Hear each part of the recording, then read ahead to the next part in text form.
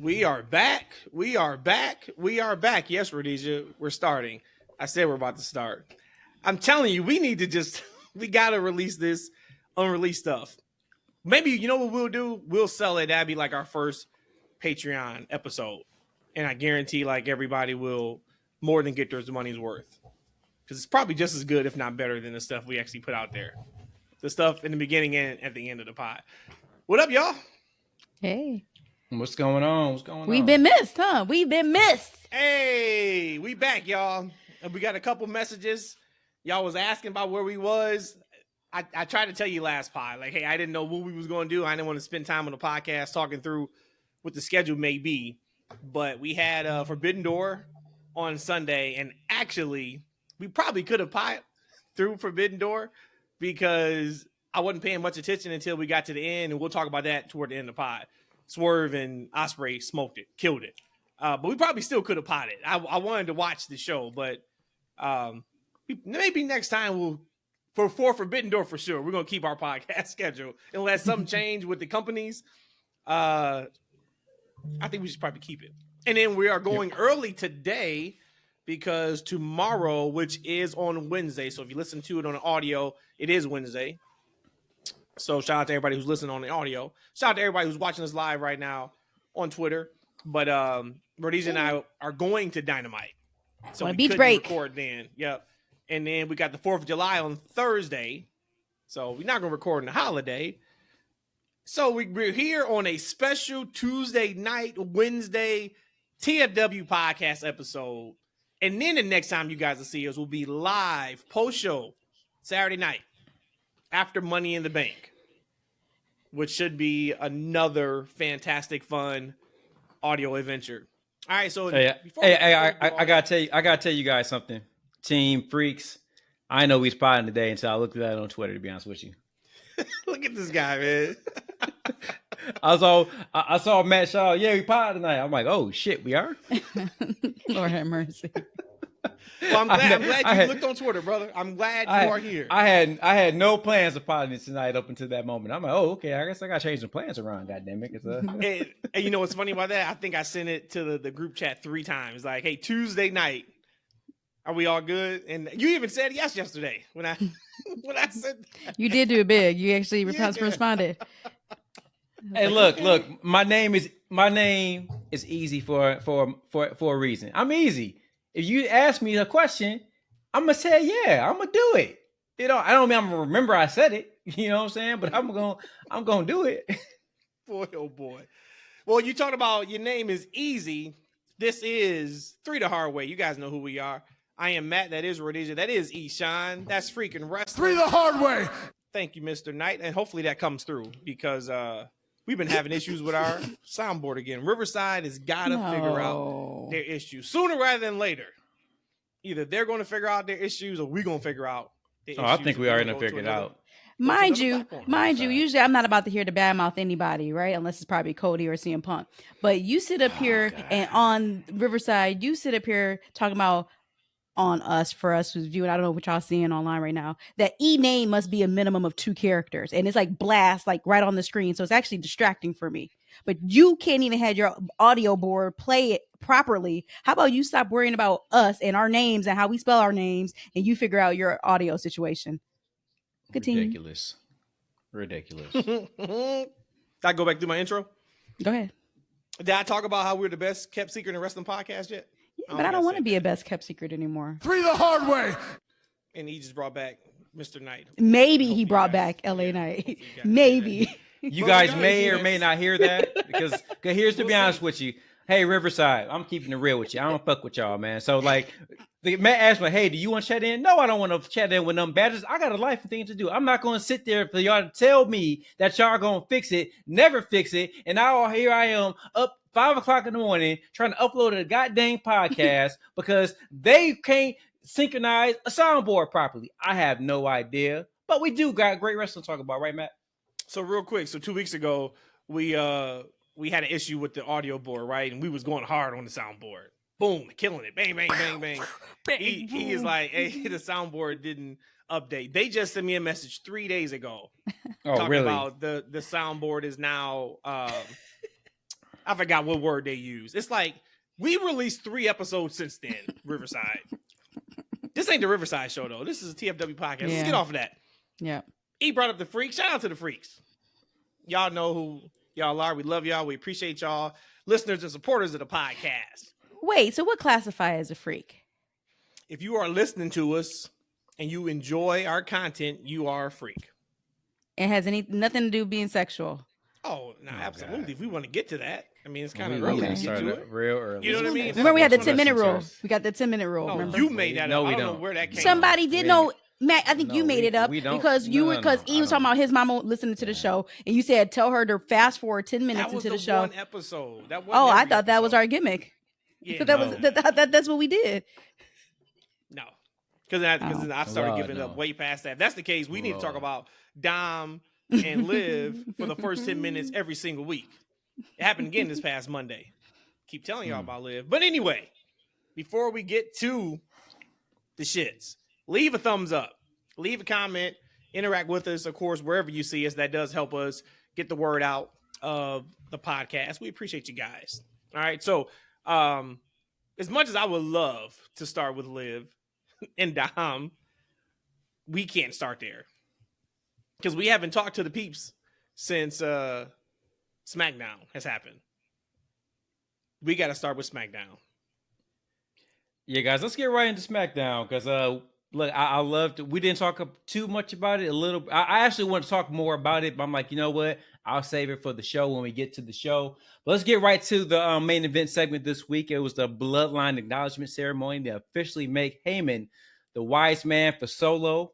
The new tribal chief promised Heyman earlier that night that he took his advice about Jacob Fatu. He wasn't there.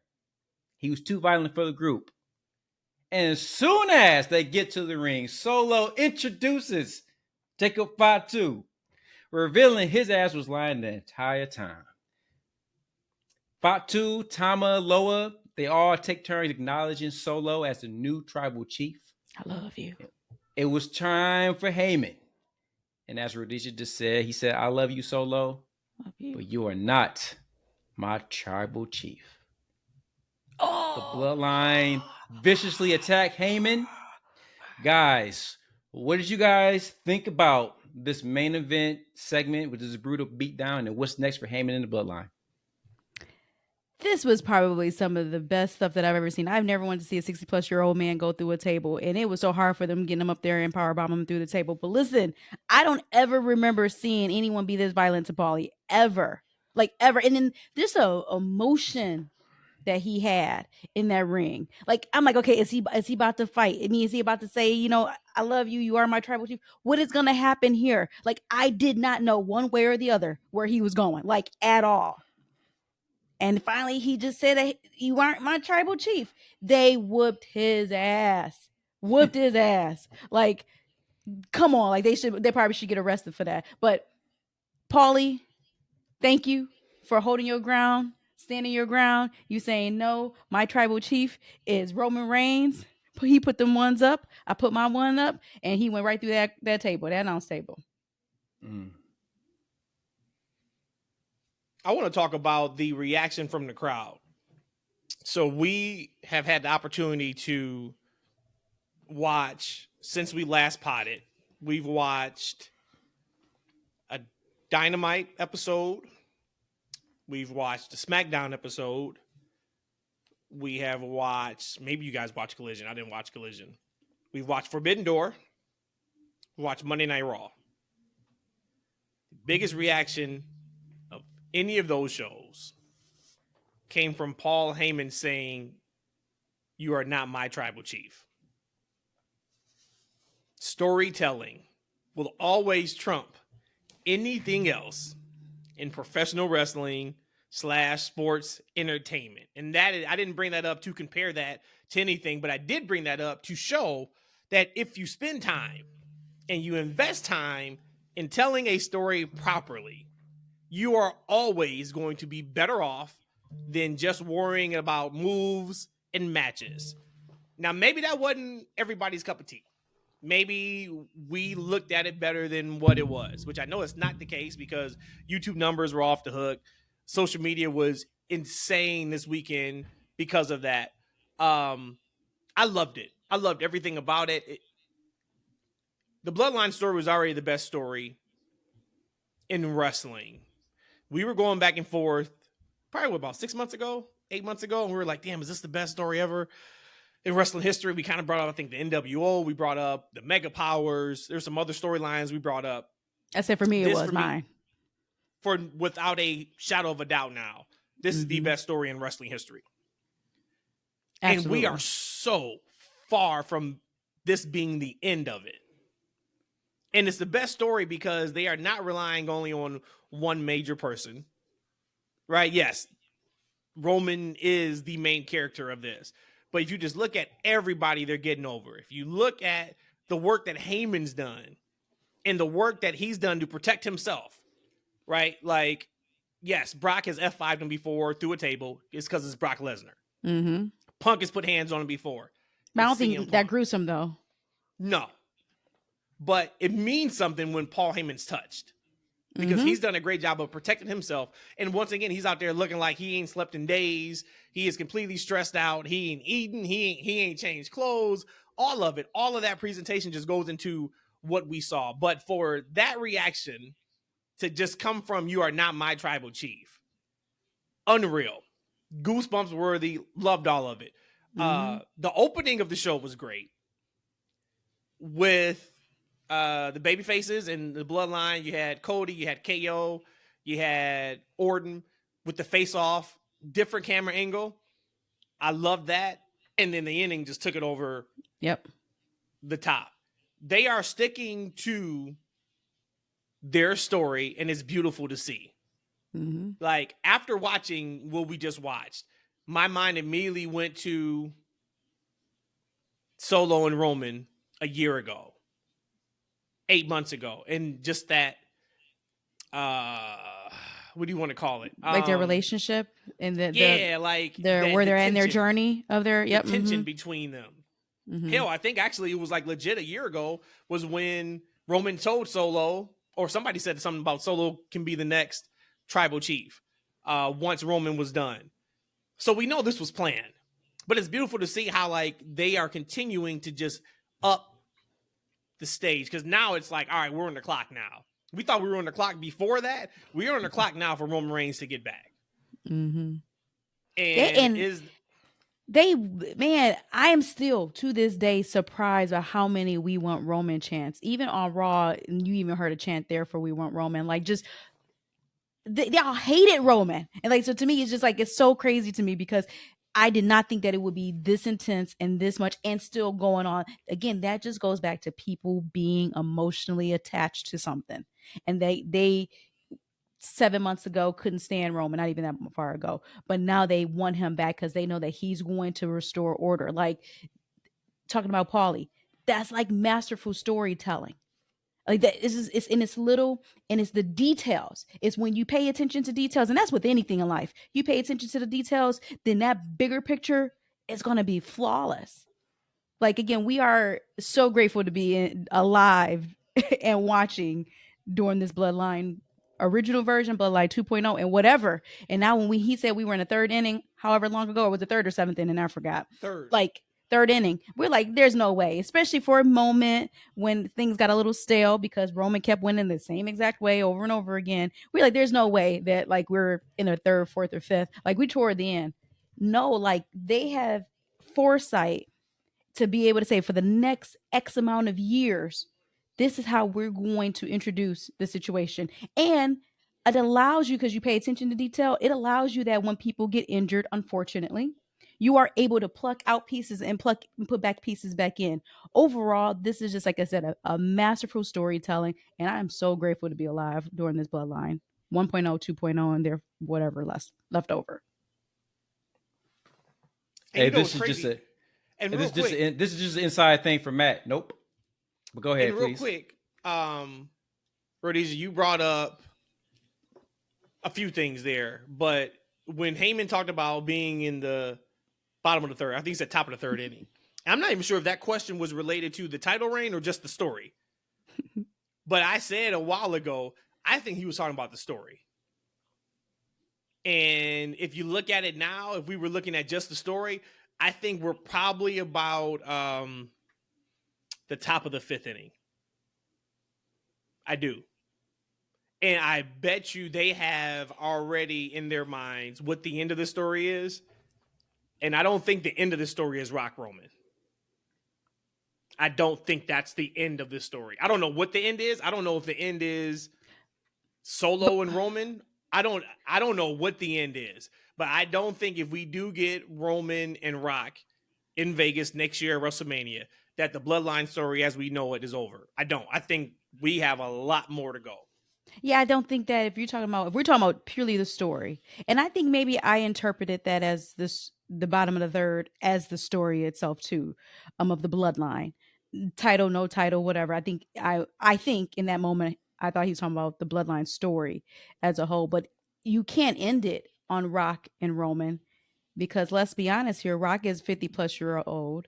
Roman, he probably can go as much another 10 years if he wants to, and if his health stands up, but I think at the end of this story, you need to make sure that you have now set up, which he's been doing over these last 2 years, these people, your bloodline, to be in powerful positions. So to me, I don't think that it's going to end with Rock Roman. It has to end with you passing the baton, you giving the rub to other people, which we've seen so far now with Solo.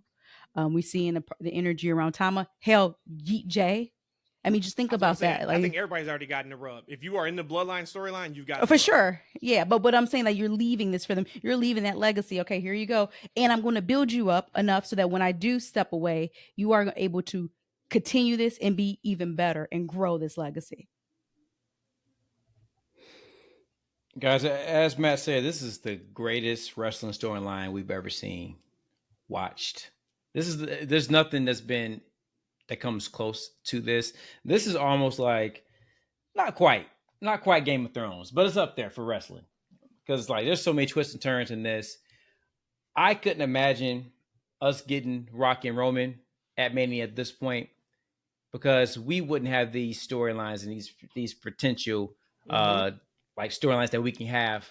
Right, we can sit here and as fans, we can fantasize like endlessly about the potential storylines and matches that we're going to have for the next 2 years with this. Like, right. And, you know, I remember a time like I think leading up into the Mania match when we had the 4-way, and I kind of like snarked at you guys for making the comment. I was kind of like, oh, these guys are being total marks. And this was when Michael Cole was talking to Cody in the ring and he had made a mention about Seth never beating Roman. And, you know, then you guys were like, hey, why did they bring up that comment? I'm like, it's just something just for now, just to kind of create some doubt. When has WWE ever paid off like any details? Like we make up details. They don't pay attention to them. But right now, you got to pay attention to details. Like, right. And it's perfect right now. There's a video clip I saw a couple of days ago, and it just was a video segment of Roman and Solo in the locker room. And I think Heyman was giving them the red necklace. I can't remember what the name of that thing is. He's putting it on, and as he had it in his hand, Solo is eyeballing it, staring it down, right? And, you know, and Roman can feel the eyes. Like, so he slowly looks over, and he sees Solo staring at this red necklace or whatever it's called, right? The significance of this necklace. And he knows in this moment that this is what Solo wants. So now you fast forward to what we saw on Friday. Solo's finally getting the red necklace, like, right? And it all kind of brings it back full circle. I thought it was just amazing television. I know we talked about we need Rock and Roman at Mania, but maybe we don't, man. Because like Solo is coming on as a final boss in his own right. That this is something that Roman is going to have to face. I don't think it's something that he can just do, you know, at a Royal Rumble. You can do it at a Rumble. I think you could. But this thing, he's becoming such a character right now and such a great villain that I might want to see it fulfilled at a WrestleMania type of level. Because we still got Cody and we got Rock, and that's going to be a big match. I don't think we're getting that at SummerSlam, and I think that match is too big for a Royal Rumble. maybe that's what we ultimately get at Mania. Maybe that's our double main event. Roman can main event without the championship, certainly. Or you know what you could do too? If you really want to make this Netflix debut the biggest in history, you go Rock Cody main event of that first Monday Night Raw on Netflix. That would be the only. Yeah. Okay. Go ahead. I agree. No, I thought you were about to say something else. Yeah, but no, that I agree with that. If you want to make this the biggest thing, and then that's after that, because of course Rock's. I mean, I ain't gonna say of course. Maybe Rock does win. Hell, it was the rumor he wanted to win the title this past time. We're gonna find out tomorrow. We might find out tomorrow. We might find out tomorrow. We're gonna see what this thing looking like. We're gonna see how much they're gonna lie to us. But you know the thing, though, like Solo is still he's still having his strings pulled by somebody else, right? So he's not the top person. I'm still going to assume it's The Rock, because where did he get the necklace from? Rock had to have given it to him. Unless they attacked Roman. Then Roman's locked up in the basement, like people keep saying. We need proof of life. Where's Roman? Man, like for real. Like Roman, like, dude, are you paying attention? Or do you know what's happening right now? It was funny too watching Raw, and I think they showed it on SmackDown too. The video package for Sika, since he passed away.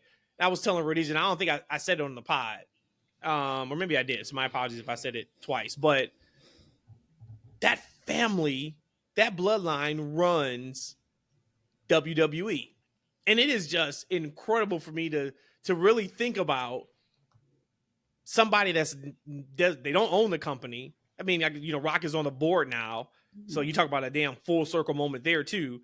But think about just like their parents. You look at The Rock, you look at Roman, and now you look at Jay. You look at what the next generation looks like. Solo ain't going nowhere no time soon. Tama's now involved. I think Jacob Fatu is going to be that deal, and we know their kids going to get involved. It's incredible that when our kids are our age watching WWE, that family is still going to be running it. It's insane. It's incredible. But just shout out to everybody involved in this storyline. If anybody who has been involved, who is being touched by it, I am here for it. Like I said, now we on the clock. So now Heyman's gone. When do we see Heyman again? Do we see Heyman with Roman for the first time? Do we see Roman first? Or does Heyman return before Roman even returns? I feel they're so powerful and so important to the story that I would not want them to come at the same time. But again, I've been like, I'm gonna put my feet up and I'm gonna enjoy this ride and then see what we get out of it. But I would only imagine, and I would hope, if I was a writer, I want them at two different times, because they both need their own returns to be special. And another thing, I don't know if this is true or not, but I pulled it up and I called it the lei, but the necklace is called the Ula Fala. So that's supposed to be a tribal necklace. So Ula Fala. I'm sorry, y'all. That's the red necklace. I'm not gonna say that. No, I call it the lei. That might be disrespectful to call it the lei, but the red lei. You would call it the lei, man. Y'all nasty but whatever. No, if you had culture, E, you would know that the lei is actually from Hawaii, et cetera, et cetera. He said because you nasty. No. You're gonna get laid. It was one last thing I wanted to talk about with the Bloodline. I'm trying to. Hey, but real quick before you like, I think about the moment, guys. Think about when it's time for Roman to come back, right? And they don't announce it. Bloodline comes out. They're in the ring, and all of a sudden you hear, "Ladies and gentlemen," right? And then Paul Heyman walks out. Imagine the pop he's going to get. Ladies and gentlemen, right? He comes out there and he's clean shaved. And another thing, anybody who lives in Atlanta, like Paul Heyman looked like I did a year ago. All grayed out, eyes red, fat and bloated. That's how I was looking. So I can relate to him being stressed out. But look, he comes out, ladies and gentlemen. What? That's how I guess maybe they've seen him. Maybe because they've seen him in Atlanta. Yeah, I don't know. That's how I look when I was in Atlanta. He roached on that one. He was like, yeah, that's how I was looking when I was in Atlanta working, man. I was stressed out, fat and bloated every damn day. But he comes out, ladies and gentlemen, right? And then he announces, like, Roman Reigns, right? You better not. You better he not. announces Roman Reigns, the crowd pops. Just imagine him announcing Roman Reigns coming out, and like the pop they're going to get hearing him do all of that, right? Because when Heyman comes out, he's just the guy. What's Heyman going to do by himself, really? Like, right? Yeah. Because you don't want him. Like for me, I don't want him setting the table for Roman's return. Or he could set the table for Jimmy and Jay. He could set the table for Jimmy and Jay. Nah, hell no. Jay's already there, and I feel like Heyman is too big just to announce them an attack. Like I feel like Roman. He got to come out there, ladies and gentlemen, announcing Roman Reigns, and then what I need is that pause from the announcement, right? Like let it breathe for a minute, let it breathe for a minute, let it breathe for a minute, and then boom, that music hits. Roman Reigns comes out there. I'm telling you, not only though with the arena blow up, like my house will blow off because it'll be a pop over here too, and I don't never pop about anything. You know what? I wouldn't. I don't need Heyman on the microphone, but I do think like just watching it less than a weekend and nothing else has been added. I do think that needs to be a combo return. Heyman got killed because he wouldn't acknowledge Solo as a tribal chief. That is directly correlated to Roman Reigns and nobody else, nothing else. So he died on the sword for Roman Reigns. Give me Heyman coming out and whatever that time makes sense, right? And him having that devilish shit-eating grin on his face. To your point, E, get that pause, and then Roman's music hits. And I think that is the best way right now. Who knows what they do in a couple weeks? We may change our mind. But I think that would be the best way to bring Roman back, is just combo it. Back-to-back it. Separate. For me, so I thought that was separate for me because that was great. Go ahead. No, we're good. We can leave from it. Your signal went out, so I don't know what you were saying, but we keep moving. No, I was saying that was great, but the other thing that I wanted to make sure we touched on from SmackDown was the basketball connection. Loved it. If you're not a basketball fan, I get it. You don't understand, but to have Jalen Brunson and Tyrese Haliburton go face to face in a WWE, any type, it could have been AEW, could have been anywhere. In wrestling, is such a moment. More so than anything that we've seen in a long time, because usually when we get that sports crossover, it's a wrestler with the sports player or the boxer, right? Or whoever it is. This one was basketball player and basketball player. And man, and then that once again, the crowd was there for it. Jalen Brunson is pretty damn popular in New York. This is one thing. I know. He jumped that barricade with ease. Now, granted, he's like probably 6'4", but he hopped that barricade with ease. I'm like, okay, I see you. We know Tyrese is a fan. Actually, E, why don't you go ahead and tell the listeners of the pod how you know Tyrese Haliburton is a wrestling fan. Oh yeah, so a lot of the freaks know I'm heavy into games and modding the WWE 2K game, and so is Tyrese. He's a big fan. He's actually part of the same Discord. PWM mod, shouts out to him. Reps team running that, but and it's funny because I had seen this guy posting probably for a couple years, and I saw the name Reese, and I never thought anything about it, to be honest with you. And I think I may have even interacted with him a time or two. And it's good that I'm generally a nice guy. And when people, and I say that because I'm always a nice guy in these discourses, because there's a lot of you guys that are some jerks, smart asses. And when people ask for help, you should just help. You shouldn't have shit to say on the side. You should just help people, because we were all there at some point. But I just was telling the team, I'm like, man, this guy's been in the same Discord for years and I've never noticed. I actually, shouts out to him, I actually downloaded a render. Rhodesia, you don't know what that is. So in the game, when you mod a character into the game, they don't actually have a photo. You have to kind of add that in. So for the kids, I modded into the game a Sonic the Hedgehog character. So a legit cartoon Sonic the Hedgehog character. Shout out to Crawl Life, who made this guy. And Reese made a render for him. I just downloaded that recently, but I thought that just was like a hoot, as the old folks used to say, that this guy's been in the same Discord as me for a number of years, and had no idea. laid back guy. He's never mentioned anything about, hey, I play basketball or anything. He's this guy who does mods, renders, and has wrestling conversations. So cool guy that he's that big of a fan. That he's also a fan of the game as well. That's awesome. Awesome.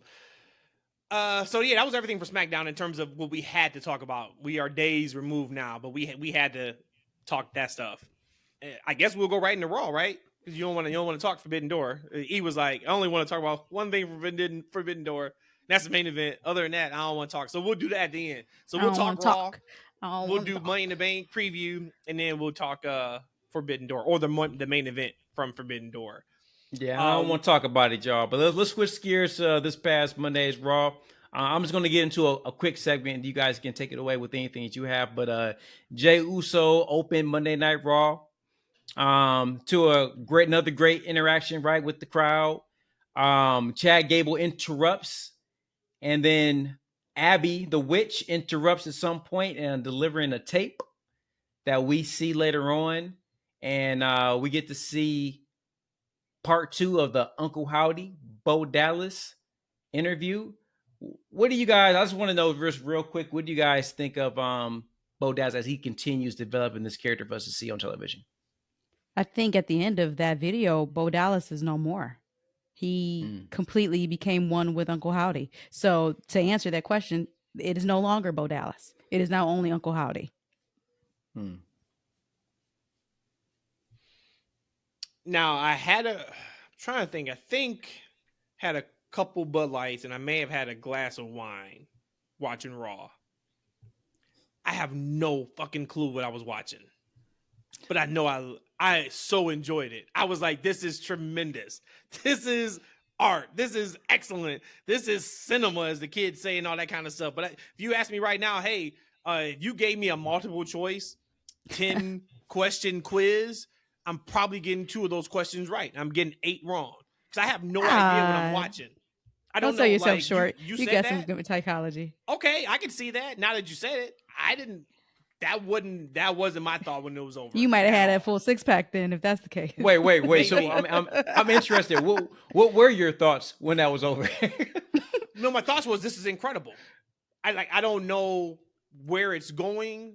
I know I'm not catching everything that they're doing, right? But I'm just so entertained by the way it's shot. I'm so entertained by it. Feels like such the parallel between real life and wrestling. I love the VHS tape where like it skips and they repeat the same word 2 or 3 times, which tells you then those words probably mean something. And then he started talking about like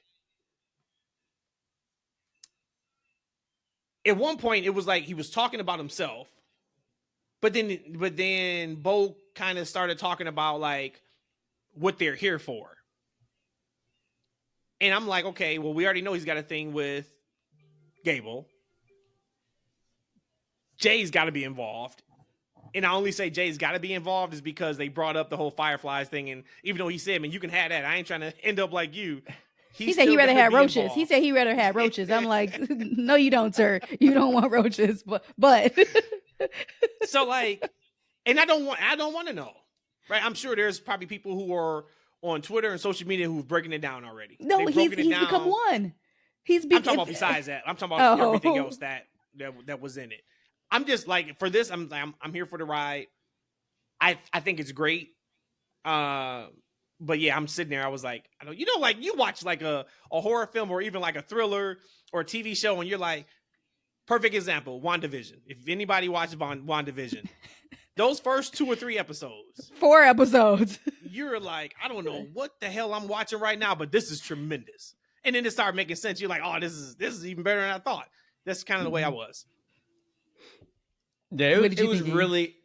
I love that I was wrong about Bo Dallas, now Uncle Howdy. I didn't know if he can pull off a captivating character, and he's certainly doing that. Like, he's very, very interested. I'm very interested to see where this goes. I agree with you, Rhodesia. I think that was the you started seeing like much like a horror movie that you see like the 2 characters merging, their voices are syncing together, and at the very end, Uncle Howdy sounds like Bo Dallas, right? Like the voice is not distorted; it's his light voice, which would be interesting to hear him doing that character with that voice. He has a very, very light voice, but I'm very interested in his character now. And I'm happy for him. I'm happy that there's so much interest in what he's doing. Right. And I think that he's going to execute this character beyond us just, cheering him because, he's Bray's, brother. Right. And we want to see him do well because of the family. And like, he's going to be able to achieve a great character on his own merit. Like, right. Cause like he is doing these videos and he's put his energy into his cuts and it's really paying off. I'm very interested to see what this faction is and what it's about. Like, right. Are they heels? Are they faces? Right now, they're actively going after Chad Gable, I guess. Like, right? It's interesting that, Gable was trying to get back with the Alpha Academy. I thought we were kind of going in a different route. Maybe we will. But it's very interesting. I don't really know where this thing is going. I don't know if I ultimately want to see an Uncle Howdy match against Chad Gable. I just don't know. But I'm happy for what's my man's name? I know his last name is Rotunda. Wyndham. Is he Wyndham? No. That was Bray. I don't know his real name, but Bo Dallas, like I'm happy that he has a great character in store for us. Hey, Triple H, let's shit or go off the pot with this whole Chad Gable storyline, please. I would y'all know I've been super here for the entire Chad Gable heel storyline with Otis. It should have peaked when Otis said no. But I think for purposes of storytelling, I get what you're saying. I still think that final catering scene was like the finale because we saw the Creed brothers. And so now we're like, okay, is he about to hook up with the Creed brothers? I think that was like that final, hey, I need you now that the Wyatt Sicks got something out for me. And he's still like, no, not at all. I think we kind of needed that to end that. If we come back Raw next week. Or you talking about Monday last night? I'm talking about Monday night. Yep. Talking about in catering. Like that, I think was the finality of that. In my eyes. We definitely need something more concrete between Otis and Gage. No, but I'm talking about as far as trying to stay with Alpha Academy. What I'm saying is I think that was like the last time we'll see Gable trying to keep or say recruit or keep them Alpha Academy versus going out for the Creed brothers. Because he's going to need somebody who's going to fight and defend him against Wyatt Sicks if we're going this way. Yeah, but the way he talked to Otis was kind of like a, hey man, just think about it. So that's not the finality of it. Now Otis has to go back again and say, no, I'm good, or act like he's no longer good. We've already done that. But I think he was good. I think he was over it. Again, how I interpret that scene with him in Alpha Academy when I almost called him Tajiri Claus. You know, when it's good, when it's all over, we'll know. And it won't be a still shot of them just looking off in the sunset, pondering thoughts about what could have been. That's not the case. But it's time to move this on now.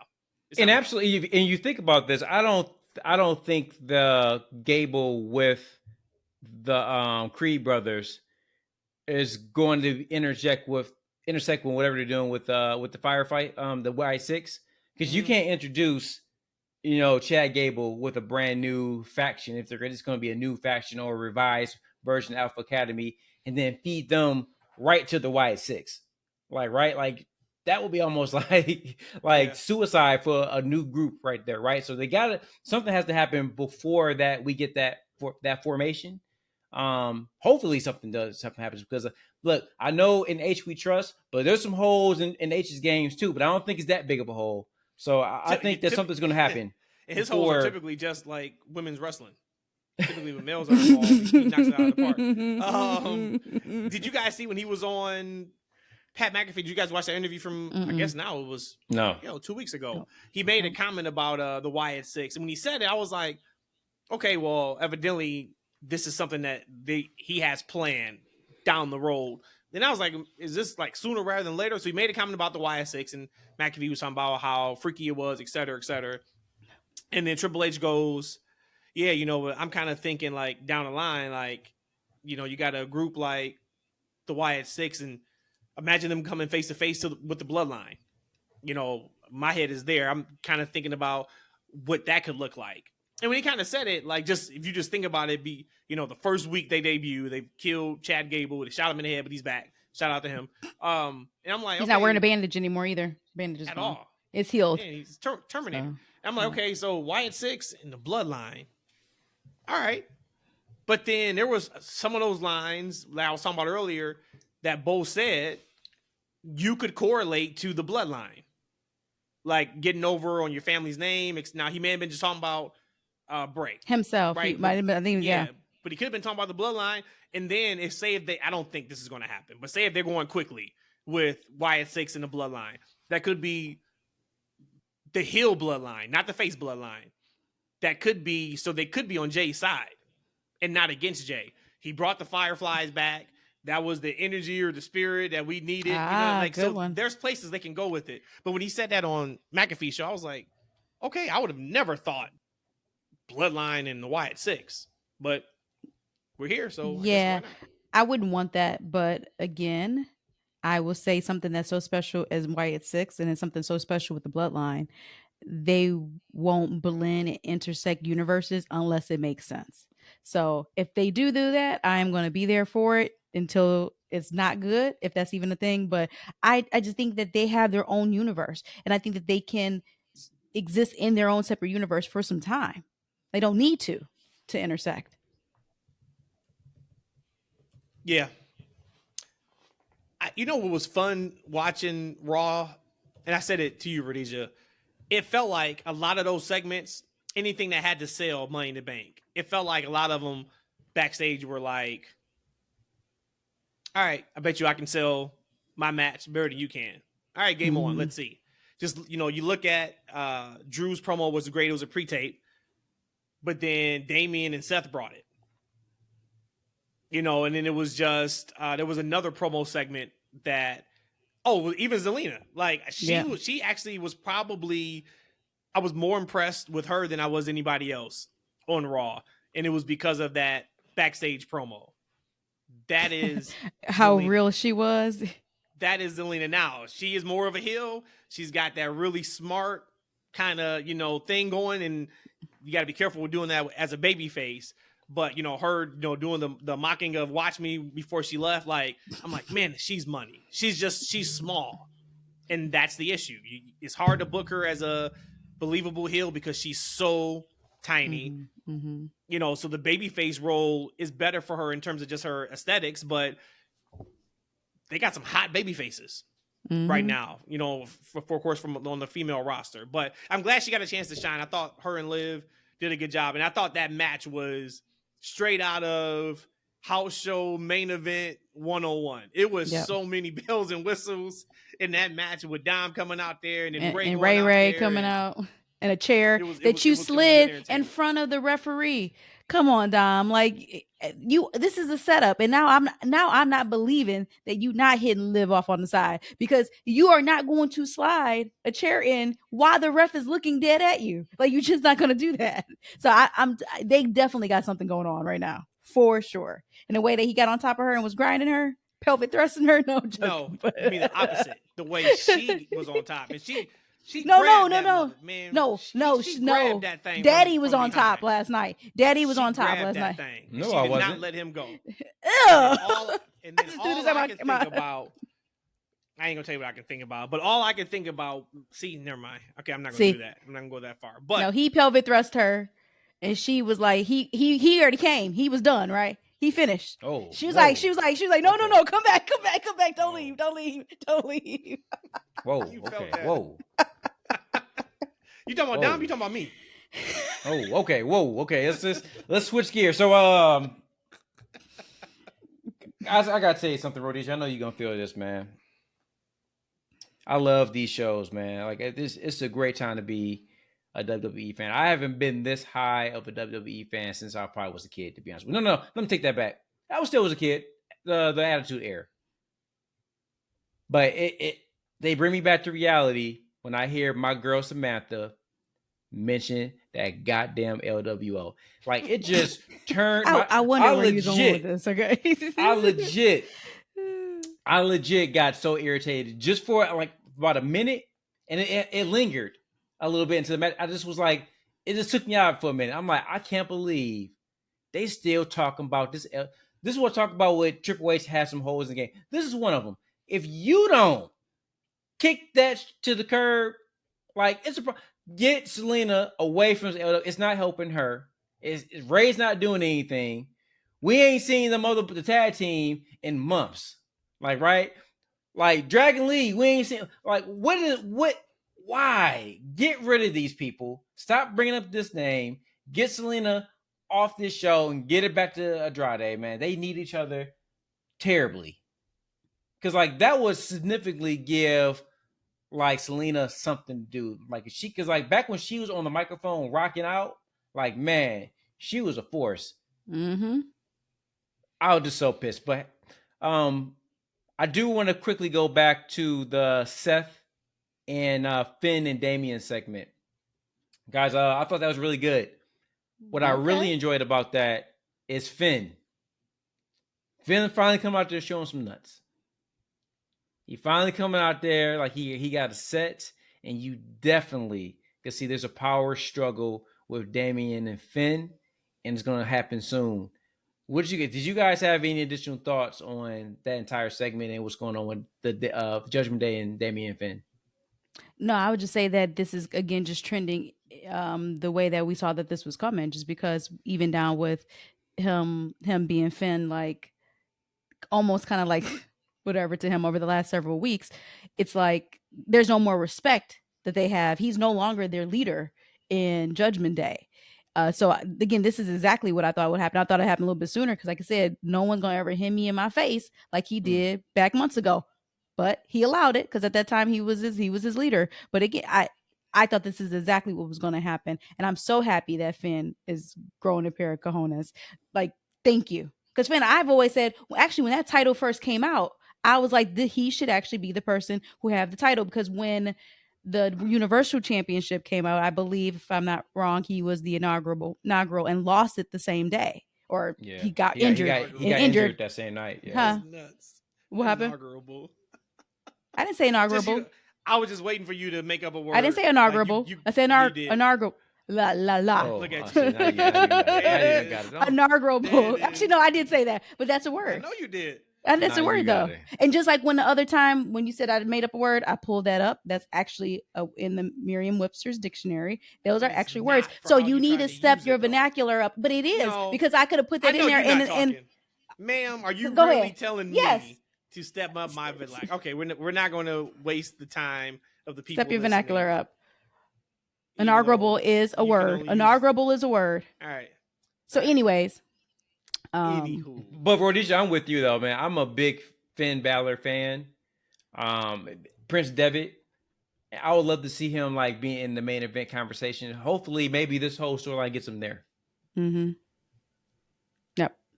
But I'm excited to see that. The days of Finn being in the main event for me is done in WWE. He can be a upper mid carder. There's nothing.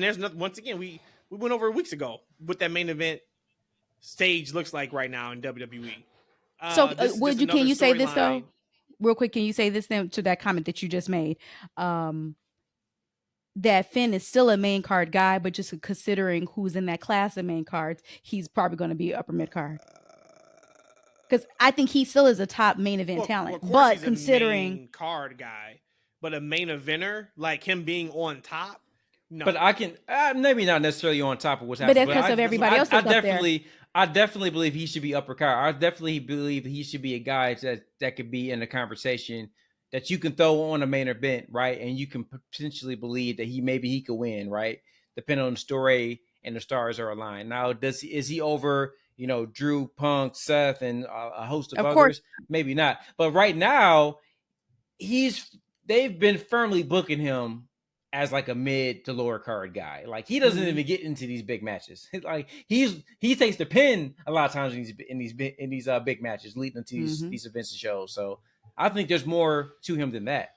Yeah, I mean, he gets a shit ton of TV time. So if we're looking at from a TV time perspective, he's where he needs to be. Now if we're talking about where he should be in matches, then yeah, but I think this storyline is going to get him there. But this is another one that it's okay, let's get to it's time. All right, let's get to it. So as much as we love these long form storylines, some of them are dragging, and this is one. It's starting to heat up. Like so to your point, I enjoyed everything that Judgment Day did Monday, but I can't forget about the weeks, hell, the months that we sitting there like, all right, what we doing? Like, can we please just break them up so they can go their separate ways? But that's happening sooner rather than later, especially now. With Damian telling Dom, I just got off the phone with Rhea and she's pissed, to Finn telling him like, look, man, Liv helped us get the titles. Like, you ain't do that. So it's starting to turn up. One thing I do want to mention before we leave Raw, and my God, when you say about banger after banger after banger, I don't know if it's just something with you mix Sheamus with Drew and a strong style European, and you put them together in the match. To me, I just thought that match was beautiful. I don't know how y'all felt about it, but it was hard hitting. The H-bombs that Dragunov gave to both Sheamus and to Drew, and they taking it. I was just like, okay, I love this. At WrestleMania 39, when we saw Drew, Sheamus, and Gunther, now you take out Gunther and plug in Dragunov. You couldn't tell any size difference between them. Like, they all hard hitted. That was probably one of my favorite matches on Raw. Just like for matches, wrestling quality, I've seen in a long time. And think about who was a main cog in that, Dragunov. We got shows. We were documented. And like, I don't know about this guy. Like, yeah, but once we said once that bell rang though, that Dragunov is as big as a 10-foot giant in that ring. Yeah. And as strong as a steel man. But on paper, you look at this guy, you look at him compared to Sheamus and Drew, he's a little firefly, or mosquito, as Jay said. I don't know, mosquitoes, roaches. He's one of those. But in that match, they went, and I absolutely applauded them for that. Great main event. I only got one question. Actually, it's not even a question; it's a statement. But it could be a question. It would be that. Oh yeah, you see, they got the Travis Scott music back for the WrestleMania commercial. I was worried about that. So the business is back right. Few weeks, it was some generic music. I was like, damn, what happened with the Travis? And he's back now, so that was good. My question is about Zoey Stark. Yes, man, she's in the Money in the Bank. She is. Congrats to her. But I just wonder if somebody can please tell me, why are they not waking her up like before it's time for her to go? Okay, actually, we about to move on to Money in the Bank, because that could be a true medical condition, and I'm not laughing about that at all. Why do they wait until right before her segment? I'm not doing for that. her to wake up. Not going to and hell. Then she cries about I'm not going to purgatory. But laughing and then she laughing comes out about and that she at looks all. just like she just woke up and she was crying because they woke Eshawn, her don't fall for it. Don't fall. No, I'm not going to hell with gasoline draws on. Because I just told you, I think that could be a medical condition. I'm not about to make fun of somebody. One could be allergies. It could be allergies. A lot of people have that. But when it's time to go to work, I wake up before it's time to go to work. Though that was a question I had. That was all. Okay. I have no idea what you're talking about. Are you talking about the bags on her eyes? Yeah. Every time she comes out there, she looks like she just woke up, and it looks like she was crying because she didn't want to wake up. And they were like, Zoe, you got to go out there. Your segment is next. And she cries about it, and she goes out there and she works. You're disrespecting that woman. She's a great worker, but she's a fantastic worker. She's sleepy. And I know you ain't talking. Dawkins looked like he just woke up every time too, and it doesn't make it any better that he is like just a slower nature kind of guy. So call out. He just got married, and Montez like officiated. Congratulations! Awesome. Yeah, that was this past weekend. That was cool to see. It was in somebody's backyard. Point is, we're not gonna talk about Zoe like that, so we're not doing that. But we move on to Money in the Bank. So I do have the card here in front of us. Let's just, because I'm actually interested in all these matches, we can just touch on. It's not this that card many is matches. Fantastic. Yeah, it's not that many matches either. Which thank you again. I think it's 5, like normal, right? 5 or 6. It's 5. When they ran it down on Raw, I was like, all right, like every match I'm invested in. Yep. So I'm only going to give who I want or what I want. That's what we do. I'm not going to give. Yeah, no. Typically we go like, what do we think? No, the last several ones we said, who do you want to win? That has been the last several ones. because I think what I want probably may not be happening. Cool. All right. So let's go ahead and just get started. We'll do with the women's Money in the Bank match. We have Naomi, Io, which Io is like so over Damage Control. I digress. Lyra. Yeah, Dakota, you suck. You see that look Io shot her when she lost again? She was like, So real quick, and I'm a fan of Dakota Kai. Mm-hmm. Social media, relax. What happened? You would think she is the best female wrestler in the history of the business by the responses of her losing that match on Raw Monday night. Because people are in love with that woman. I know, something about it. They are infatuated with her. It's always somebody. It was Ilya Dragunov when Jay beat him. Man, you remember? It's like it's somebody every few weeks. Relax. Enough. Hey, I gotta tell you, I know we're about to go into this match.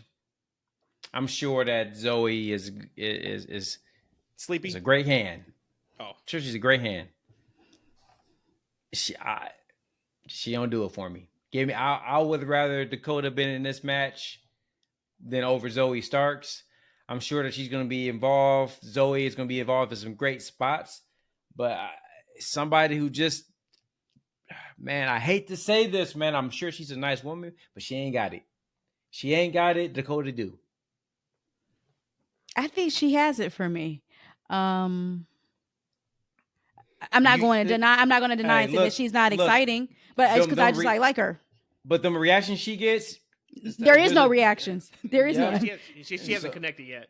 No, she hasn't connected, and Dakota has. Chances. They've given and Dakota has. So Mm-hmm. I'm really surprised they went with Cold Zoey over Dakota, who's on the up. I guess there's a story involved. Hell yeah, man, there's a story. I just feel like, God damn, Zoey's just really cold to me, and they keep putting her in these positions, man. I just don't get it.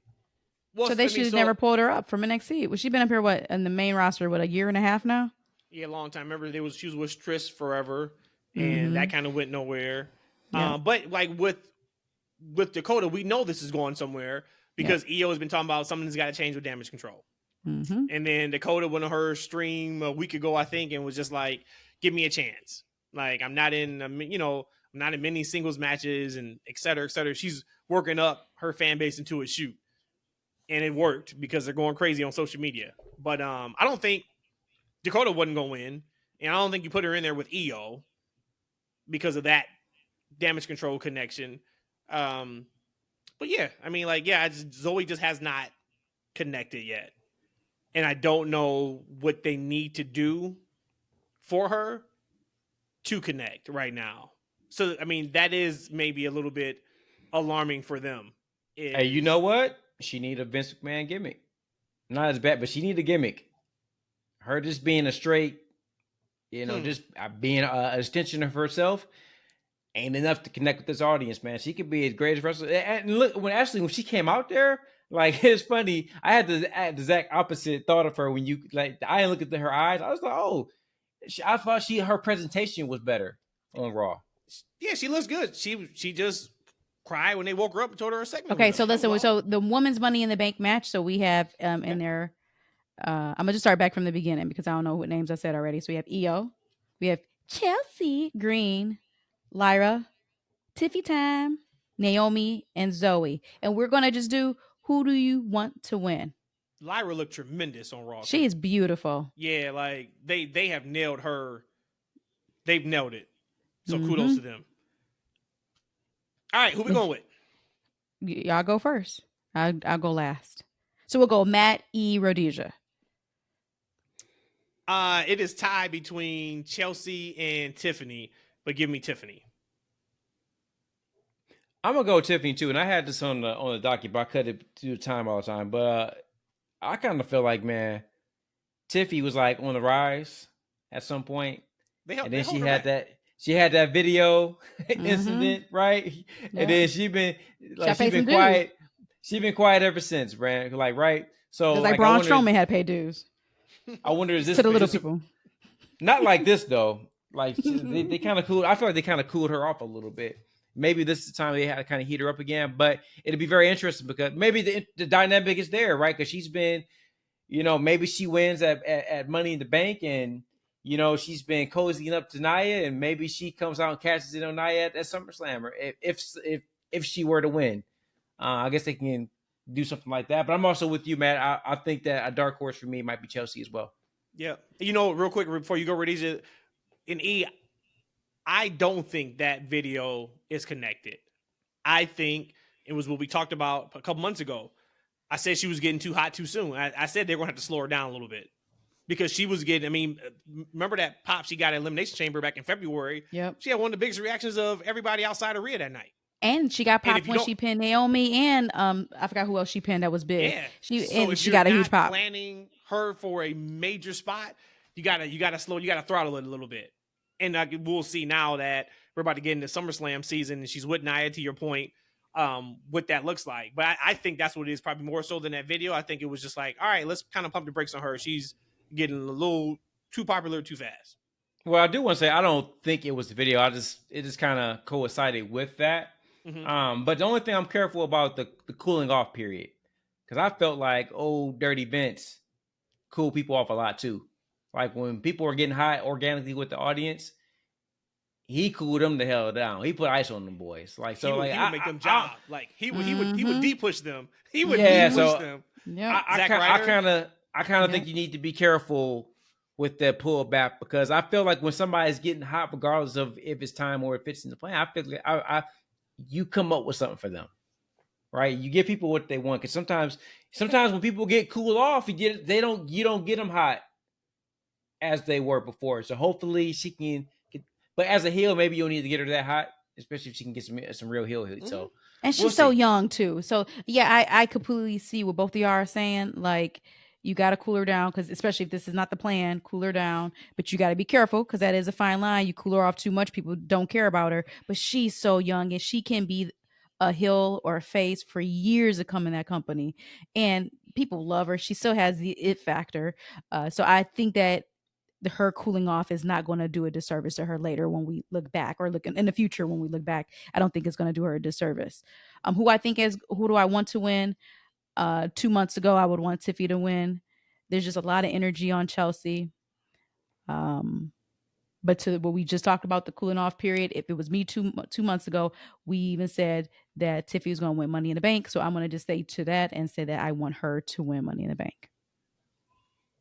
All right. I think we all said Tiffy, right? If you look at that lineup, mm-hmm. Naomi's the veteran in that match. She's going to be the sure veteran hand in there. Typically, it's Natty, right? Or it's a Becky Lynch, or it's a Bailey. And it's none of them. It's Naomi. So that's a big spot for her. Absolutely, which is pretty cool. Yep.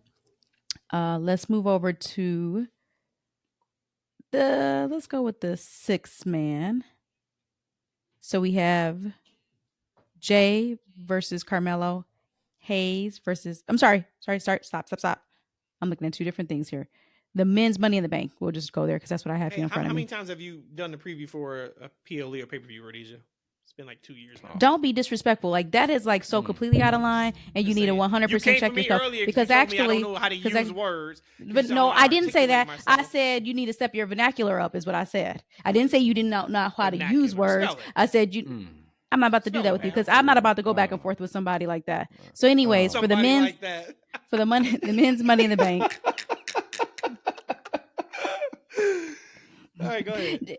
We have Jey Uso, Carmelo Hayes, Andrade, Chad Gable, LA Knight, and Drew McIntyre. Who do you want to win? Matt E. Then me. I want Jay, of course. I'm still trying to get this title run for Jay. I will say what I think is going to happen, though. When Drew said on Monday Night Raw he's winning the championship at Money in the Bank, I think they kind of showed their hand. I think maybe you go as this is the first match of the card. Drew wins the briefcase. Drew tries to cash in during Seth and Damian, or maybe right afterwards. Punk costs him the briefcase. So now you've put even more heat and fire on that feud of Punk and Drew. Punk is taking every single opportunity away from Drew McIntyre, and Secondly, you've now eliminated the Money in the Bank briefcase for the men's side for an entire year, which I think is needed. We don't need this year with Gunther on deck. We talked about that. Yep. With what this main event scene looks like, we don't need the Money in the Bank briefcase for the men's side. And there you go. Real quick, that's what we talked about a month ago, about 2 months ago. We were saying how you have the king and queen of the ring, and you have Money in the Banks, and it was almost like you thought that person would get the rocket strap, whoever, or the upcoming person, and it was kind of conflicting who would be the Money in the Bank winner, who would be the king in the ring, and who would be more important. And so, like you said, if I like that, and then as far as true hate, then Drew would absolutely hate CM Punk. We thought he hated him already. I said we thought that Drew hated him already. No, you're showing your true colors. It's all good. Keep it going.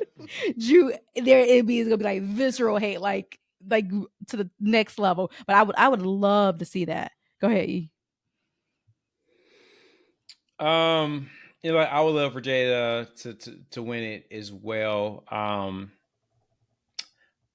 I thought about Drew, and I kind of went a little different route in my thinking than you, Matt. I said, what if Drew was on his way to possibly getting the briefcase, and Punk came out and prevented him from winning getting the briefcase, right? And that was his the way to continue that feud. I like the Money in the Bank situation. I think it's a great time to kind of escalate somebody up the rankings. I love to see somebody like a Carmelo Hayes kind of get that briefcase. And maybe now on the SmackDown side, I feel like that's kind of set. I feel like, I don't know, maybe Cody keeps that for the next year up into Mania, right? But I feel like that championship on the Raw side is in flux. Somebody can easily cash in on somebody on that side, and it could be a big moment for somebody. Make a new main eventer of somebody. So I'm gonna go with Carmelo. Let's make it start out of Melo. I think he is showing and proving. He looks good. He's looking the part. His character is on. I'm gonna go with Melo as a dark horse. Nice. I'm gonna just keep it simple. I'm gonna go with Jay. I think this whole year we thought Jay was gonna win here, and it didn't happen. So I think that this is definitely his Money in the Yeet case that was first coined and phrased here on the TFW pod by Ishan. But I'm gonna go with Jay. But Matt, your Drew McIntyre pitch. if I had to make a decision, I probably would go for that for sure, 100%. I'll be there all the way. But again, not overthinking it. Let's go with Jay. So we had we all had three different people there. All right, so then let's go on to now the 6-man. We have Cody Rhodes, Randy Orton, KO versus the Bloodline. Who do you want to win? They still haven't officially said if Jacob's going to be in it or Tungaloa, but yeah, because both of their pictures, all, right? Both their pictures on the yeah, I don't think that matters. Yeah, because on the graphic, it's all of them. You can't have Bloodline lose after they just destroyed Heyman. I mean, I hate to always be like, KO, eat that pin. But maybe if we do not get Solo and Cody at SummerSlam, this could be where Orton and Cody starts having their thing. I still think they're probably doing Cody and Solo at SummerSlam. But wait, is that the stipulation? Is that Randy faces the champion at SummerSlam? Wasn't that the thing? No, for what? I don't think so. No. When he won the oh, my bad. I was going through. No, you're thinking about Gunther, aren't you? Mm-hmm. I was going through Gunther one day. My bad. Yep. And I would love to get Seth versus Gunther at SummerSlam and not Damian versus Gunther. I think that's a much better matchup. But whatever, we haven't gotten to that match yet. Yeah. Give me Bloodline to win this match. Yeah, I don't really care, so I'll go with Bloodline. Oh, sorry. Give me the Bloodline, and I want to see Jacob in that match. I want to see some spots from him because, like, I think that unlike another promotion, I think this is now the time you kind of show how fierce he is actually in the ring with a couple of key spots that they can kind of replay on Raw and SmackDown the next week. I feel it's a perfect opportunity. No disrespect to Loa, man, but hey, you gonna be in there for what game, brother? Give me Money in the Bank. Let me. You got November. November's on deck. Next time we see him in the match, it'll be November. I like that. I'm down for that, actually. Give me Jacob Tama and which could have been in Madison Solo Square Gardens when Cody actually won the title then, but again, I digress. So, all right. So then Bloodline for all of us. Next, they actually don't even have the image for them. That's messed up. So we have Sami Zayn and Braun Breaker for the IC Championship. So actually, this is give me Braun Breaker. You already know. E, what you got? Who you got? Give me Sammy, man. I kind of don't want to. I won't say it's too much too soon. I'm just enjoying him hunting versus being the hunted. Last pod or the pod before we touched on this about is it too soon from Braun Breaker? Do we want him to? Do we want? You said that was your response to. Yeah. Do we want him winning the IC championship? If it was any normal circumstances, I would say let Sammy keep it. Even though I said I didn't want Sammy to have it to begin with, but let Sammy keep it. But because this is a different WWE, and not to say that the IC championship doesn't mean anything, because I'm not saying that.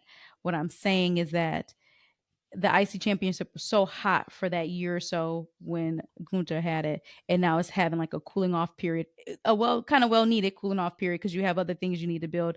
I am okay with Braun Breaker winning that championship and seeing how he's going to step into the shoes of being a champion. And you get a chance with doing it with the IC. It's not the US. We know kind of where the US is going later on, but the IC I think is going to be good for him. So who do I want to win? I always probably wanted Braun to get it. I was always just concerned that it would be too soon. And how is he going to be a champion as he's been running rampage throughout all of WWE? But I think it's okay. And I think it's okay for him to have some hiccups too during this time and his reign as an IC champion, because we have other titles to kind of worry about. To hell with all that. Triple H, don't overthink this. It is here for you on a silver platter. It was a great promo segment with Sammy and Braun. They did a great job selling that match. Do not overthink this. So what makes him different than Tiffy? Who? Braun Breaker winning it and that not being too soon for him versus Tiffy maybe being need to cool down. Because he's in a title match. Well, she was in the Elimination Chamber. Yeah, that's not a title match. That was a showcase match. Nobody actually thought she was going to win that Elimination Chamber. That's the difference. Okay. Strap him up. Strap him up. Slow down, H. Slow down. So we're going to go with what maybe might be the main event, unless they do one of the Money in the Banks. Main event of the night. And we're going to just do the match itself, because if Matt's booking over there is going to end differently after the match. Mm-hmm. But we have the men's championship. We have Damian Priest versus Seth freaking Rollins. Who do you want to win the match? I 100% want Seth to win so Damian can leave the Judgment Day. Yes. That's the only reason. He's leaving because he's getting kicked out? Remember, that's the stipulation. If he loses, that's right. That's right. He leaves the Judgment Day. Yep. And or Seth can never. Yep. So if Damian Priest loses, he must leave the Judgment Day. If Seth Rollins loses, he can't compete for the World Heavyweight Championship again during Priest's title reign. I may need my vernacular worked on, but you need your reading skills worked on, Rhodesia. I'm sure right in front of you it has those stipulations. No, it doesn't. No, it doesn't. I actually, and this is where you don't know what you be talking about. And because I'm going on my screen on two different things that I have the actual alphanumeric words over here, and then I have the actual pictures of people over here. So that's the reason why I'm trying to bring them up next side by side. So don't do that. On this graphic of them, because I like to see pictures. I like to see them. I'm talking passionately about them. I like to be able to see them because sometimes I do flubber on my words. So when I flubber on my words, I have a better way of not messing up if I can see them. Not calm me down, but just keep me focused.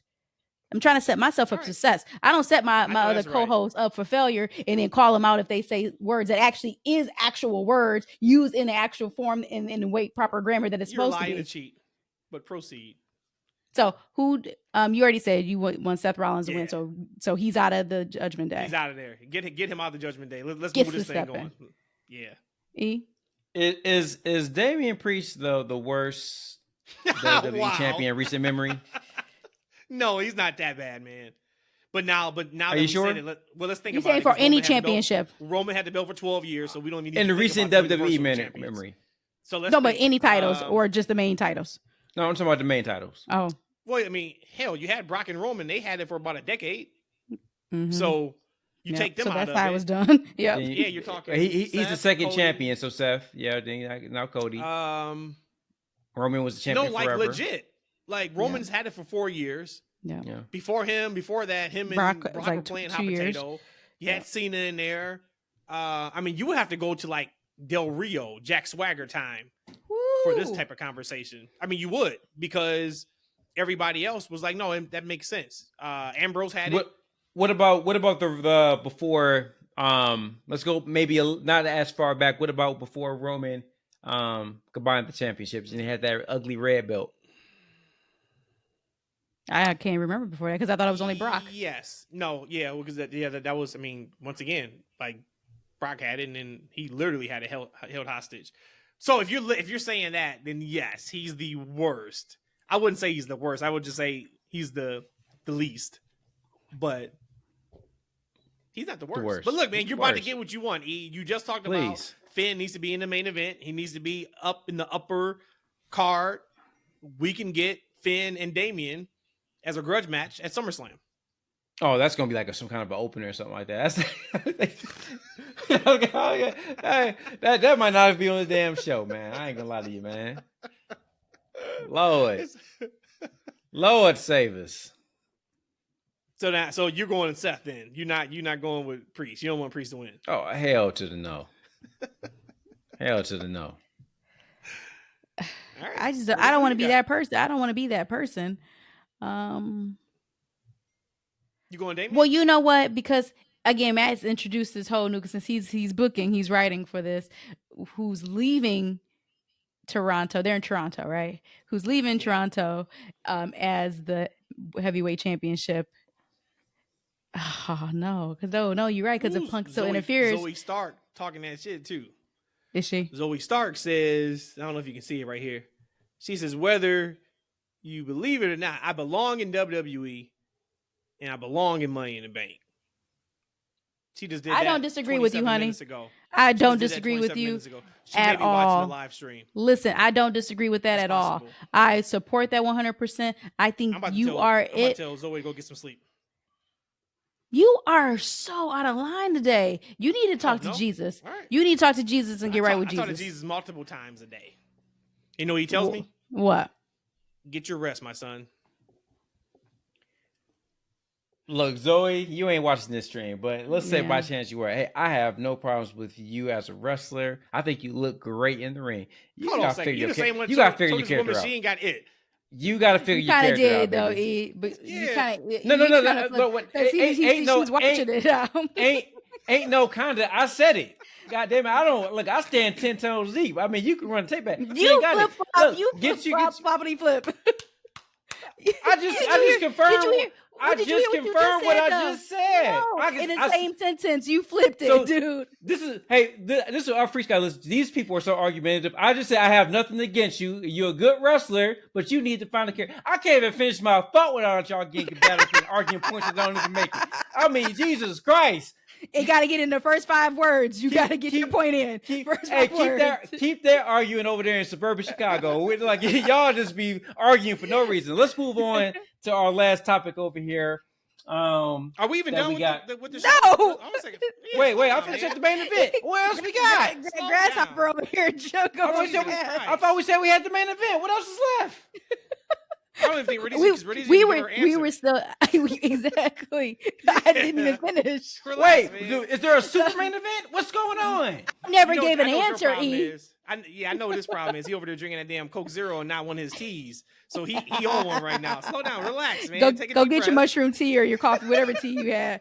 Y'all know you gonna tell me this is the main event, but we got what, 5 more matches left? What's going on right now? Ishan, you are about to go to Forbidden Wall, and I haven't even finished who I want to win the main event of Money in the Bank. Oh, I never gave my answer. I never gave my answer. This tell us you want Seth to win, please. Let's please tell me. I don't want to. I thought you said it by now. No, see, you're not even paying attention. I'm having full conversations over here with people on the phone. You not even listening to me. Okay, so who do I want? Who do I want to win? Y'all might not like this. I think I want Damian to retain the end of that match. Okay. Yep. I don't think Seth needs a title right now. I think Seth is again he's a made man, so he can be just as important, or people can not like him as much, and regardless of him having a title or not in his hand. So I think he's more protected in the sense, and I want to maybe see, unless you're going to implode Judgment Day this weekend, fine. But I think I still want Damian for the match itself. I still think I want Damian to win and retain. So then, lastly, you would rather have Gunther versus Damian Priest at SummerSlam than Seth Rollins versus Damian Priest? I mean, Seth Rollins. I haven't thought that far out. Like I said, I'm just looking at who do I want to win, not who was the better booking. The whole reason of who do you want to win is that. The so winner I'm gonna say that Damian gets Priest. Gunther at SummerSlam. Yep. So you would rather see Priest versus Gunther? Mm-hmm. Wow. Yep. That's No. Stop. No, I'm not agreeing to that. No, I'm not agreeing to that. We don't have a pay-per-view next month in July? No, it's or I guess the next one is August 1st, right? August 3rd, I think it is. Yep. That's what I'm saying. That's the reason why I went with Seth. Is because I do not want to see Priest versus Gunther. Okay, so got that, right? So we got that. So now Seth is going to retain or get it and hold it for 1 month? Maybe. See, I don't know about that. I don't want Seth. I get that, but I don't want Seth. Yeah, I don't want Seth to be a transitional champion when he doesn't need to be. So I think, can't believe I'm saying that. I would rather have Damian and Gunther than if that's the case. If that is to protect Seth from being a transitional champion, yes, I would rather see that. Real quick, then we can move on. What do you guys think is next for Seth then? If he doesn't win the championship, is it something completely off the radar that we would never even guess, or do you think it's something there that we just don't know what it is yet? No, because the only thing would have been like the Punk thing, right? But then Punk is already withdrew, so I don't know. I don't know. I'm going. I can't think that far, to be honest with you, and I feel like what's next for him is to finish championships against Gunther at SummerSlam, man. Like, that's what's next for him in my mind. Got you. I like it. Okay, cool. All right, so you want to talk about Forbidden Door or the main event of Forbidden Door? So we didn't talk. We were kind of texting just a little bit. I didn't get home until almost 8:00. So I legit missed the first hour. I missed all of 0 Hour. And I know there were some good matches that they had advertised. That either one of you watched 0 Hour? As soon as I turned to 0 Hour, it was the end of a match, and I can't even remember what match it was. So no, really, to answer your question, no. I was not interested in watching 0 Hour. I don't know what matches was on it. I wasn't trying to watch. I came down to the Big Daddy Cave exactly at 8 p.m. EST. The pay-per-view did not hold my attention. For me, it was a 2 to 3 match card. I was really excited for Ospreay and Strickland. I wanted to see Mercedes work. I wasn't familiar with Stephanie's work. She can go. I like her. Yo. But I wasn't familiar with her before enough to be like, oh, I'm really looking forward to this match. And then the ladder match, just because AEW typically does great ladder matches. So I was like, okay, this would be fun. Takeshita's in it, et cetera, et cetera. I didn't know how down I was on the card until I was watching the show. And I'm like, man, this is not keeping my attention. And it's the Forbidden Door NJPW AEW thing. Like, I gave the analogy of the Daniel Bryan. I think he wrestled. Who did Bryan wrestle? Shingo. Shingo. Mm-hmm. I gave the analogy on Sunday.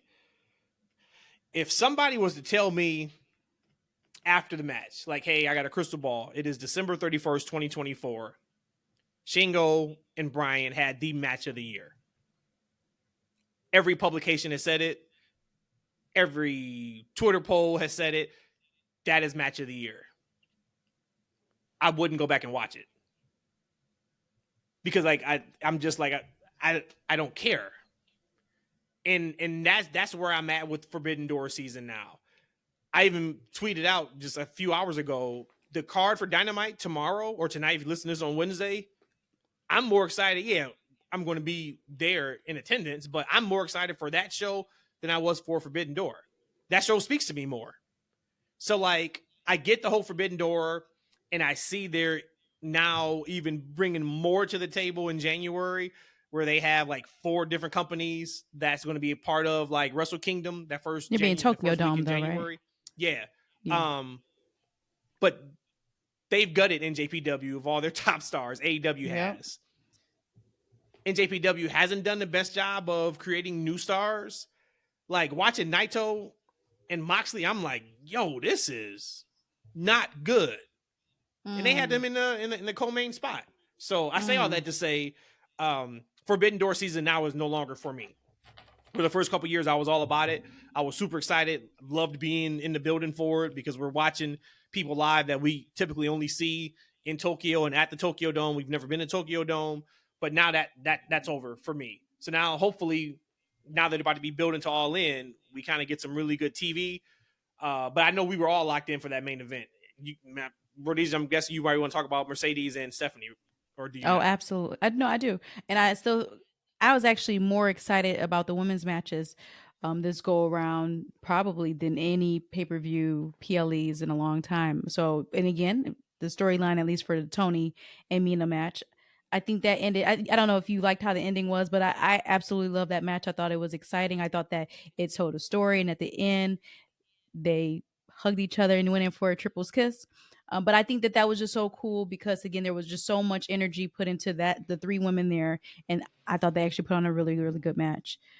Then we'd go over to Mercedes and Stephanie, and how did we not know of this Miss Stephanie Bakur? If that's how you pronounce her last name. Mm-hmm. She looks almost like she's from another world, another dimension, and she wrestles just so so fluid and effortless, and no punches that is just in vain. Everything is intentional in how she wrestles, completely, to me, like star of the night. Again, not including the main event, but like star of the night as far as for me is like, whoa, who is this woman? And I think at the end of the day, if that's what this Forbidden Door this year accomplished, then great. Because again, we've already seen Forbidden Door now 4 years, 4 years on AEW.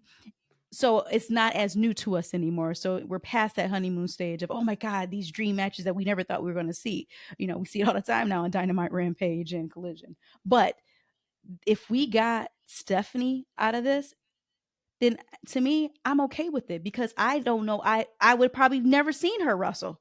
And this is like one match, and you're in there with Mercedes. And I know you even said you got to think about who she's dancing with. So I'm not going to take anything away from Mercedes, but you in there and you look like $1,000,000, and I don't even know you. And you kept my attention the whole match. That speaks volumes. So to me, I was really, really happy and blown away to see her. And then I'll sit back and let y'all talk about that main event that we got between Swerve Strickland and Will Ospreay. I mean, I gotta tell you guys something. I did not really come to life for this show until the main event. I was not here for anything on that show up until that point. I was very excited to see the Toni Storm and Mina match. I was very interested because I'm a big Toni Storm fan. I love what she's doing with the character. I like what they've done with the feud for the most part. That match is, man. When I watched it, there was a spot, and I text you guys when Mina gave Toni Storm a DDT off the top rope. 2 count. Toni Storm was up like less than about a minute and a half later, giving offense counter moves. Like she wasn't disoriented. She wasn't dazed. She was up spry counter move. Like I just like that moment just took me out of that match. I just couldn't believe that it was that big of a spot, and then just that quickly they got on to doing something else. Like that's just a disconnect for me. I'm sure that happens in WWE matches, but man, like I see those things happen so much on this AEW wrestling show that it just really disconnects me when I see stuff like that happening. Old man yelling in the cloud, get it. Stephanie, I liked her in that match. By the end of that match, I know that people were saying because Mercedes is from Boston and they're in LA, and so all of a sudden they decided to remember that she's from Boston, so I'm going to. I think that had nothing to do with it. I that may have been maybe a small faction. I think because her character is better suited as a heel. She's a heel. She's better suited as a heel, and that brings me to a baby face, right? who originally was a heel when Britt Baker came out there. The roof went off, right? And I feel like those roles are the way they were booking Mercedes, that it should have been the other way around. Like, right, we should be popping crazy for Mercedes, not booing her by the end of the match, and then popping for her, and I get it's a big return because Britt came out looking like a beautiful woman. She came out, incredible. Man, them abs was tight. She had it. You can tell she was getting ready for this. But that just shows me, and we didn't get a chance to talk about it. I know that Mercedes has creative control and she has her own writer and etc. But what they've done with her character thus far is not working. It didn't work for me in that match, and that's part of the disconnect of it for me. But when we got to that main event was main event. And I think that this is the best Swerve has looked as champion. I think that the presentation, his promo maybe before, this is the Swerve Strickland as world champion I've been waiting to see. He went toe to toe with that man, Will Ospreay, and they had some fantastic spots in that match too. But man, what a great match. I'll tell you guys this. I'll take that Swerve Strickland match with Will Ospreay over the Ospreay and Danielson match. But I think that's because you were a Swerve fan. I think that's why. But I can see that. I don't have a problem with that at all. The match was great. I mean, I'll tell you, it's not just the Strickland fan. It's because I'm invested in the actual characters, and the finish and the match meant something. They really did a good job of telling the story during that match.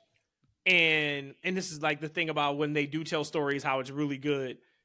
Swerve's whole thing to Ospreay was, you're taking on too much.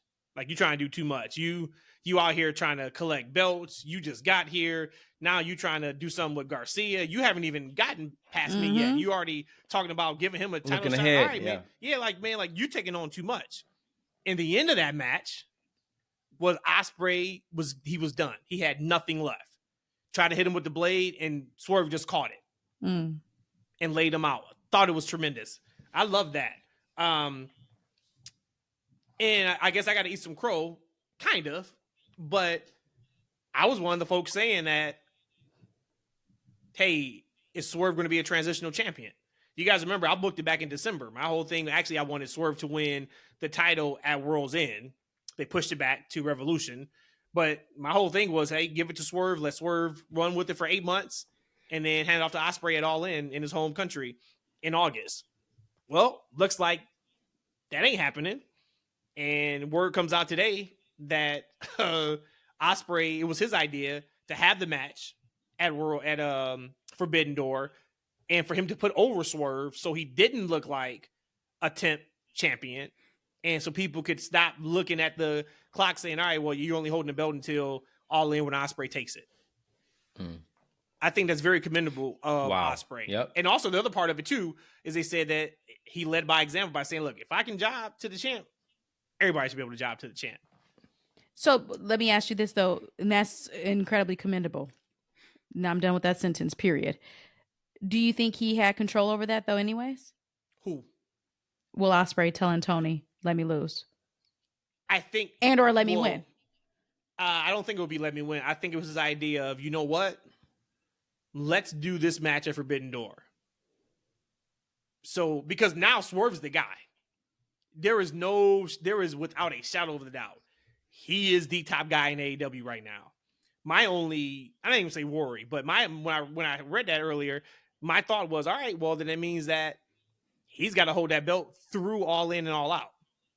So no matter who he wrestles at their biggest show of the year, I don't know if it's going to be Bryan. I don't know who it is. Swerve's got to win. Because if Swerve loses at either All In or All Out, this was for nothing. Because you lost anyway. I think, though, that I could still see a world where Ospreay wins it at All In. And I think that maybe that was always the plan. It's always been the plan. Everybody in the mama knew that it was the plan. But, hey, let's throw a wrench in it and let's meet up at Forbidden Door and then let me lose. Like I don't think they run it back. I think we get Hangman back, and I think we get Hangman and Swerve Part 3 at All In. Because I thought that too for a second, Rhodesia, because they can definitely, because I think this does dispel the Will Swerve is just holding it to All Out, right? But also, if you think about what's happening right now, you had MJF, on the Trine, like watching the match. Like you can't gloss over Will Ospreay and MJF interacting. Like now they can kind of keep them apart for a number for some time, but I just don't see a world where here it is like 3-4 months later they're still skirting the issue that those two have with each other. I think like the next big match for Will Ospreay would be an MJF, and I'm curious to see where that goes because I'm surprised they're actually having them in some type of a program so soon, like right. And which ones? You talking about MJF? Without the championship. MJF and Will. Like so soon without the championship. Now, I guess the international thing is something they're going to... I get what Will did, but I think it just was... I feel like I just don't know where to go. And I'm not necessarily all that certain that they can get to a place where it all makes sense because, like, all right, as soon as Will wins the international, like, right... He barely defend. He doesn't even defend the international championship before he gets a title shot, for the world championship. Like, because I think he's like 19-0 or something, right? He had an incredible record. But I'm saying he hasn't even defended the championship. He just won. He already has a title shot for the world championship. He loses that, right? He loses it. So now we're at Forbidden Door. We got a couple months later. He gets another title match for a world championship. How many title defenses has he had with his championship he had? It just doesn't make sense. And you got him in a program with MJF. It just doesn't make sense of how they can get back there so soon. And the other part that kind of doesn't make sense yet because we haven't seen it yet. So doesn't make sense because of bad storytelling. We haven't gotten there yet in the story. Is MJF and Garcia is supposed to happen at All In. That's not even including Ospreay. So we'll see what happens tonight on Dynamite, and if somehow Garcia beats Ospreay for the championship, or maybe they do a triple threat. But there's a lot of balls in the air that needs to be juggled. So is Hangman cleared to wrestle? Yeah, he's cleared. He just he had a personal issue that took him away from wrestling. It wasn't an injury. It was undisclosed family issue. I'm not even sure family issue, personal issue that he was tending to while he was gone.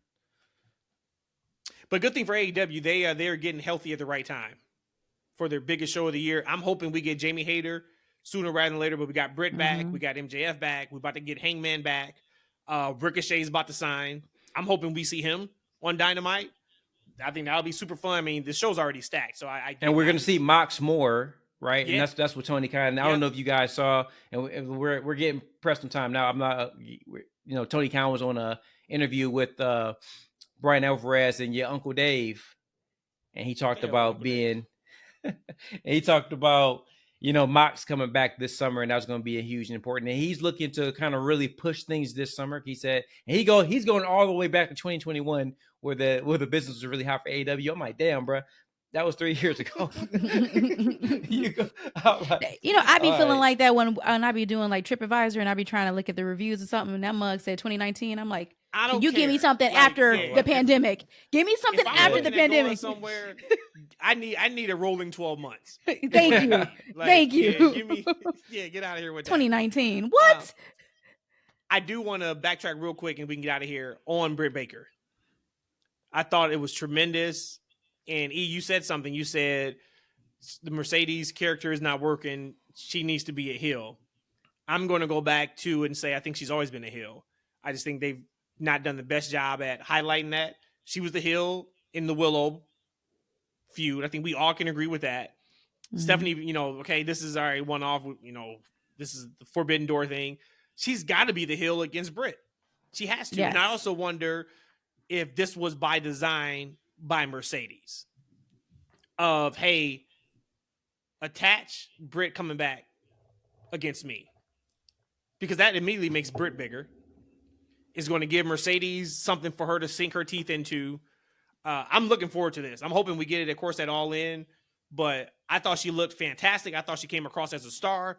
And I cannot wait to hear from her this week. Tomorrow, this week is a really big promo Dynamite. for her. A really big promo.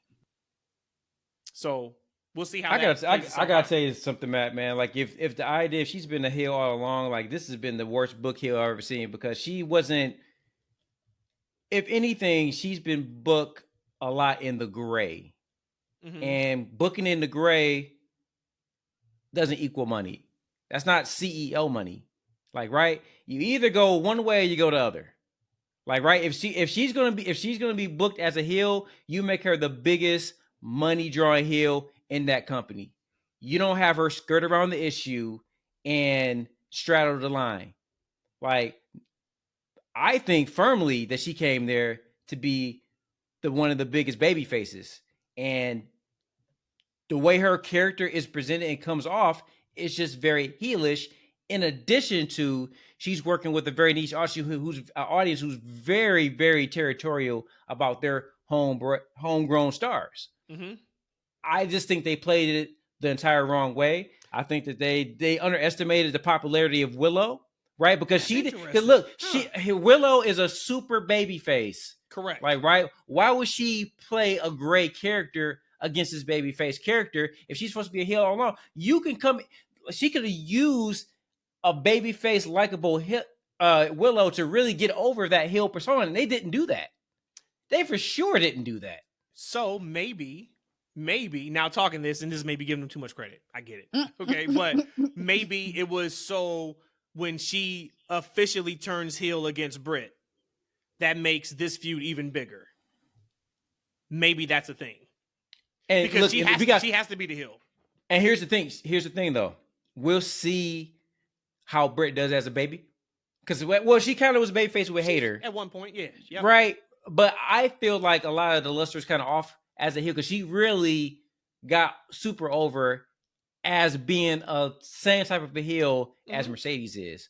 Like, right? And I feel like when she comes back, she's going to play that same type of character, which again is very heelish. So it's going to be an interesting feud because both of those characters I think are naturally heels. Yeah.